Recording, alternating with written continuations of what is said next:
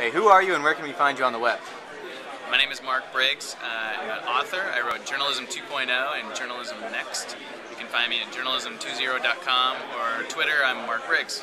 Okay, and you're also working on a new book, right? I am. Can you tell me about it? It's about entrepreneurial journalism. So it kind of takes a look at the digital ecosystem now and sort of what happened to traditional media and what's popping up in its place or alongside of it. And then it goes through step by step how to actually plan for and start your own news business.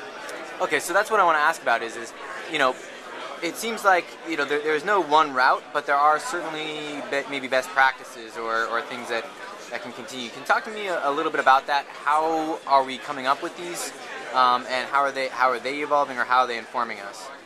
I think the key is, especially for journalists who have never had to think entrepreneurially before, is to focus on what the consumer needs. What pain are you solving? That's a real Silicon Valley kind of concept.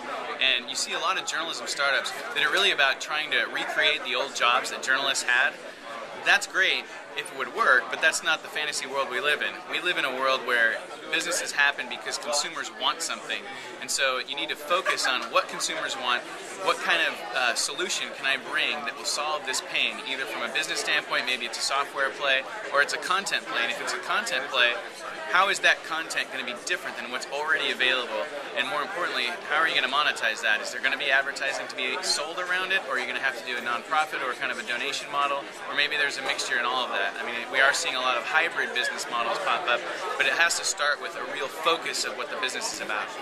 One last question, which is, you mentioned Silicon Valley. I'm curious, how much has sort of the software field influenced or starting to influence journalism? I think it is more and more, and it should really more and more, because in Silicon Valley, failure is okay, experimentation and risk is great, and those are kinds of qualities that we didn't have in journalists for a long period of time.